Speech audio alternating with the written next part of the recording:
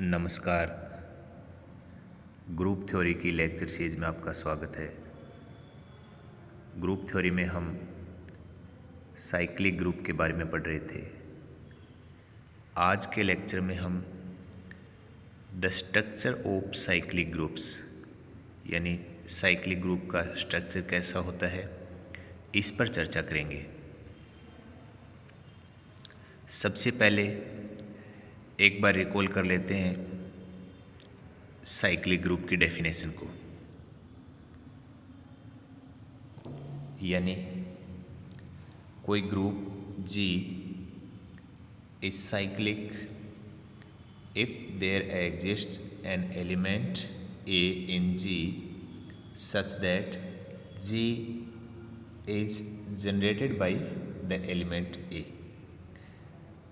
या यूं कहें कि G साइक्लिक होगा यदि G में एक एलिमेंट ऐसा हो जो G को जनरेट कर सके, या G के प्रत्येक एलिमेंट A की पावर के रूप में लिखा जा सके, तो G क्या होगा? साइक्लिक होगा। सेम डेफिनेशन जनरेटर की है, क्योंकि जो G है वो A एलिमेंट के द्वारा जनरेट हो रहा है, तो A उसका क्या होगा? जनरेटर होगा।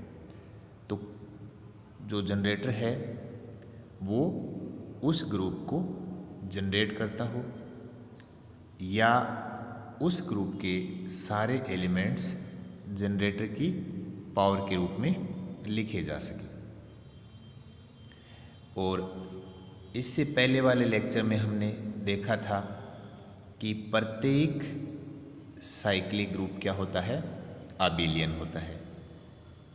और जो साइक्लिक ग्रुप है वो फाइनाइट और इनफाइनाइट दोनों हो सकते हैं। एक अपने पास जो इनफाइनाइट साइक्लिक ग्रुप है उसका एग्जाम्पल है सेट ऑफ इंटीजर्स, ये इनफाइनाइट साइक्लिक ग्रुप है। और जो फाइनाइट साइक्लिक ग्रुप हैं वो Zn की फॉर्म में होते हैं। अब हम जो साइक्लिक ग्रुप है उसके स्ट्रक्चर में उस ग्रुप के जो एलिमेंट्स हैं उनके ऑर्डर को देख लेते हैं। तो सबसे पहले तो एलिमेंट का ऑर्डर क्या होता है? ग्रुप का ऑर्डर तो होता है जो ग्रुप में जितने एलिमेंट की संख्या होती है वो ग्रुप का ऑर्डर होता है, लेकिन किसी पर्टिकुलर एलिमेंट का ऑर्डर क्या होगा? तो जो राइट साइड में कोने पे इसकी डेफिनेशन लिखी हुई है कि G is a group and A is an element in G, then the order of A denoted by this notation. Mod A type में लिखा है, ये किसी एलिमेंट के ऑर्डर को डिनोट करने वाला नोटेशन है। तो is the least positive integer n such that A की power n equal to E identity आ जाए। यानी सबसे छोटा नेचुरल नंबर बोलें या पॉजिटिव इंटीजर बोलें जिसके लिए या जितनी बार उस एलिमेंट A को ऑपरेट करवाएं या उसकी पावर के रूप में लिखें तो हमें क्या मिल जाए? आइडेंटिटी मिल जाए। तो वो जो n है, जो सबसे छोटा n है, वो क्या कहलाएगा? उस एलिमेंट का ऑर्डर कहलाएगा। और अगर ऐसा एलिमेंट, ऐसा पॉजिटिव इंटीजर अगर विद्यमान नहीं है तो उस एलिमेंट A का ऑर्डर क्या हो जाएगा? इनफाइनाइट होगा। हमें जो बाइनरी ऑपरेशन है, अगर मल्टीप्लिकेशन है तो A की पावर n के रूप में हम लेते हैं तो आइडेंटिटी मिलना चाहिए। अगर बाइनरी ऑपरेशन अपना एडिशन है तो n इंटू A, यानी A plus A n times को हम क्या लिखेंगे? NA, तो वो अपना क्या आना चाहिए? आइडेंटिटी आना चाहिए। और जब मल्टीप्लिकेशन होता है तो हम लिखते हैं A into A n times तो उसको हम क्या लिखते हैं, ए टू द पावर एन। वो क्या आना चाहिए, आइडेंटिटी आना चाहिए। तो अब हम देखते हैं जो अपने पास जो ग्रुप है जेड, इनफाइनाइट साइक्लिक ग्रुप है, और ये जेड है, उसका जनरेटर क्या होता है, 1, यानी 1 के द्वारा ये जनरेट होता है। अब हम सारे एलिमेंट्स का ऑर्डर चेक करते हैं। तो सबसे पहले अगर हम 1 का ऑर्डर चेक करें तो 1 में बार बार 1 जोड़ते जाएं, ठीक है, 1 + 1 + 1 + 1, या यूँ कहें कि 1 को, क्योंकि अपना बाइनरी ऑपरेशन एडिशन है, तो 1 को किसी n से मल्टीप्लाई करवाएं, किसी पॉजिटिव इंटीजर से मल्टीप्लाई करवाएं। तो किसी भी कंडीशन में हमें आइडेंटिटी एलिमेंट जो 0 है, जेड का आइडेंटिटी एलिमेंट 0 है, तो वो हमें किसी भी कंडीशन में नहीं मिल रहा। तो अगर ऐसा पॉजिटिव इंटीजर हमें नहीं मिलता है तो उस एलिमेंट का ऑर्डर हो जाता है इनफाइनाइट। तो 1 है उसका इनफाइनाइट है। इसी तरीके से 2 को भी किसी पॉजिटिव इंटीजर से मल्टीप्लाई करवाने पे हमें 0 नहीं मिल रहा, तो इसका ऑर्डर भी क्या होगा, इनफाइनाइट। 10 का भी इनफाइनाइट। सारे एलिमेंट का ऑर्डर क्या है, इनफाइनाइट है। अगर इसके नेगेटिव एलिमेंट लें, जैसे -1 है, तो -1 में बार बार -1 को ऐड करते जाओ, तो किसी भी कंडीशन में हमें 0 नहीं मिल रहा है, तो इसका भी ऑर्डर इनफाइनाइट। तो इसके जो इनफाइनाइट साइक्लिक ग्रुप है उसके जो आइडेंटिटी एलिमेंट को छोड़ के, क्योंकि आइडेंटिटी एलिमेंट का ऑर्डर हमेशा 1 होता है, उसके अलावा जितने भी एलिमेंट हैं जो आइडेंटिटी के नहीं हैं, उन सभी का ऑर्डर क्या होगा, इनफाइनाइट होगा, इनफाइनाइट साइक्लिक ग्रुप में। तो अपने पास एक थ्योरम आती है कि if G is an infinite cyclic group, यहाँ ध्यान में रखना है इनफाइनाइट साइक्लिक ग्रुप। एक साइक्लिक ग्रुप फाइनाइट होता है, हम चर्चा कर रहे हैं इनफाइनाइट साइक्लिक ग्रुप की। तो G इनफाइनाइट साइक्लिक ग्रुप है जो किसी एलिमेंट A द्वारा जनरेट हो रहा है, तब then every element of G aside from the identity, यानी आइडेंटिटी के अलावा G के जितने भी एलिमेंट हैं हैज़ इनफाइनाइट ऑर्डर, उनका ऑर्डर क्या होगा, इनफाइनाइट होगा। जैसे हम Z जो एग्जाम्पल लेके उसके एलिमेंट का ऑर्डर हमने चेक किया था, तो आइडेंटिटी के अलावा जितने भी एलिमेंट थे उनका ऑर्डर क्या है, इनफाइनाइट है। तो ये अपने पास एक थ्योरम होगी और इसका हम प्रूफ करेंगे। तो ये जो थ्योरम है अपने कि G इनफाइनाइट साइक्लिक ग्रुप है, एलिमेंट A के द्वारा जनरेट हो रहा है, और आइडेंटिटी के अलावा जितने भी एलिमेंट हैं उनका ऑर्डर क्या होगा, इनफाइनाइट होगा।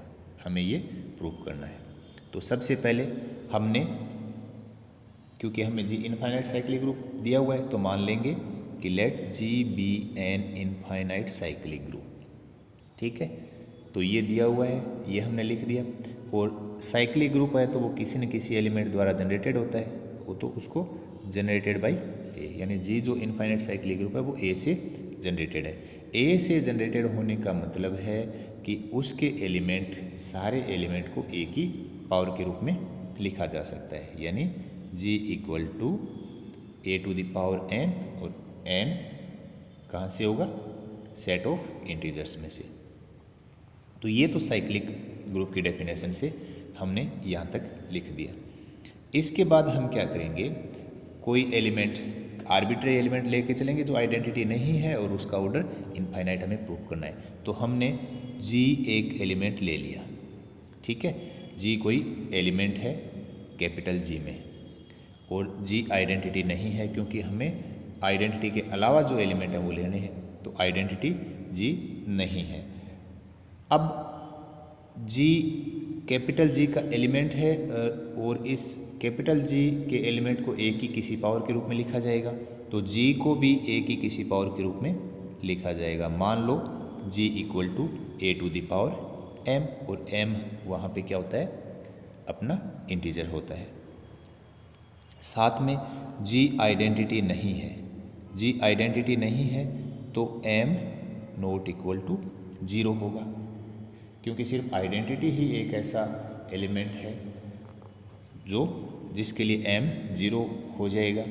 तो A टू द पावर 0 हमें आइडेंटिटी एलिमेंट मिल जाता है। तो m है वो नॉट इक्वल टू 0 होगा।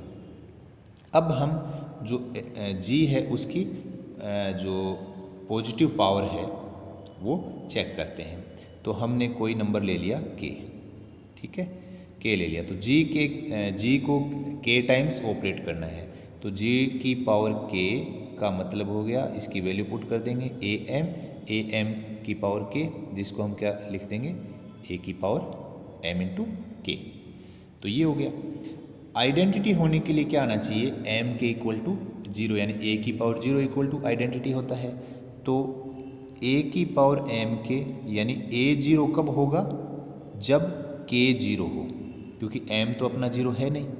तो m इंटू के इक्वल टू 0 कब होगा, m तो 0 है नहीं, तो k 0 होना ज़रूरी है। तो ये इसी कंडीशन में होगा जब k 0 हो, यानी कि आप इस टाइप में लिखेंगे कि g की power k equal to identity उसी कंडीशन में होगा जब k 0 हो, बाकी किसी भी कंडीशन में नहीं होगा। जबकि हमें तो क्या चाहिए, एलिमेंट के ऑर्डर के लिए पॉजिटिव इंटीजर चाहिए, 0 को पॉजिटिव इंटीजर में शामिल नहीं करना है, तो छोटा से छोटा पॉजिटिव इंटीजर चाहिए। यहाँ तो k इक्वल टू क्या आ रहा है, 0 आ रहा है, इसका मतलब हमें कोई भी पॉजिटिव इंटीजर नहीं मिला, जिसके लिए हम ये कह सकें कि g की power k equal to identity मिल जाए। तो यहाँ हमें पॉजिटिव इंटीजर नहीं मिला, इसका मतलब g का ऑर्डर क्या हो जाएगा, इनफाइनाइट ऑर्डर हो जाएगा।